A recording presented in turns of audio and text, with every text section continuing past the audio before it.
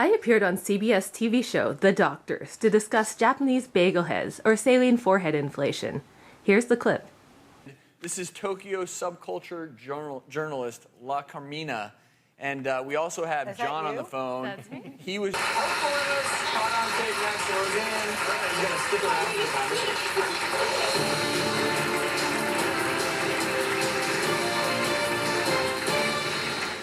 Coming up next, the Bagelhead documentary. As the saline is trapped in the forehead, it creates a small reservoir. Once it's fully swollen, you take your thumb and press down to finish the bagelhead process. Come on over. So we're going to...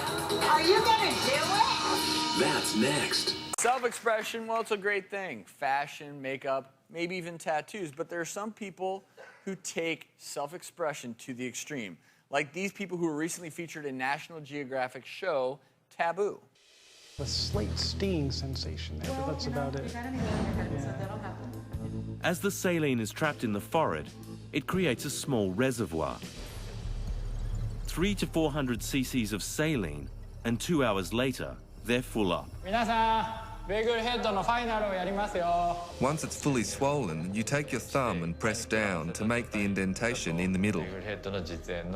That's the part that becomes the climax, the finish of the bagelhead process. His thumb is digging into my brain.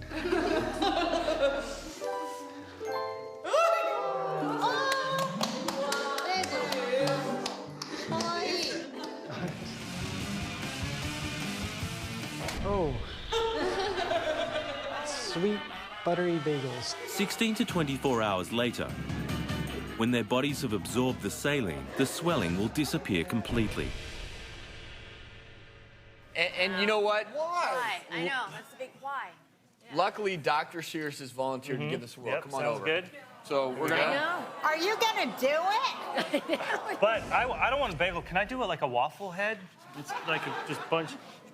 I just wanted to see what you all would say. And universally, everyone's like, why would you do this? And we actually brought someone here who could help explain why this is a trend. This is Tokyo subculture journalist La Carmina. And we also have John on the phone. That's me. He was just getting that saline injection. So why are people doing this? Why? It's a form of personal expression. It's almost a bonding session, a way to express yourself the way you might dye your hair or do nail art. Well, like tattoos and like piercings, right? Okay, yeah. Yep, taken to But another but level. have you seen any complications from it though? It's not like it's without risks. That's I true. mean, with a needle, there's always a risk of infection. Putting that much fluid into your forehead, That's a lot of fluid. That's you could have a hematoma. In other Dumbest words, thing I've ever you hit a blood vessel and you have a collection of blood. Another thing, with all that pressure, 400, 500 cc's, is a large volume of fluid. And John, you could break did down the this. skin. John, you did this. We're looking at a picture of your bagel forehead. What inspired you to try this? I have, been interested in body modifications for quite a while. And while I was living in Japan, I came across the saline inflation bagelhead phenomenon in the scene there. And despite my curiosity, I was initially very hesitant about doing something so extreme to my face, but I found out that the process is apparently completely temporary. It's perfectly safe. Going back to your question about the medical procedure, kids don't do this at home, but the group in Japan that performs this procedure, they're licensed piercers. They use medical-grade saline. They're constantly prepping the person and watching to make sure everything goes properly. And I've witnessed this multiple times now. I'm the go-to person if you want a bagel head, but I've never seen any lasting effects in terms of stretched skin or infections. Everyone does it as safely as they would properly do a piercing or a subdermal. Yeah, but these Maybe aren't that's doctors. the key, but I mean, you need to know the anatomy there where you're putting all this fluid, right? But wouldn't you It's argue the that... craziest thing I've ever seen.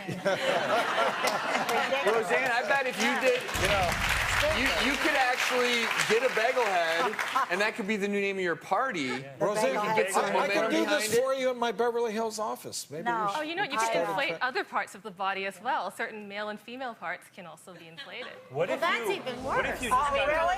In their, people Yeah. put it in their penis? Is that what you're saying? So, it only lasts 10 to 24 hours. So if you want a temporary lift, You pee it out. I think that would be, that No to laughing me at. sounds like a really bad idea. Yeah.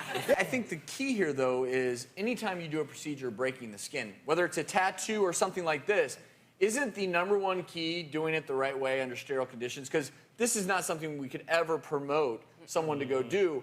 But the key is if you're doing it, you have to.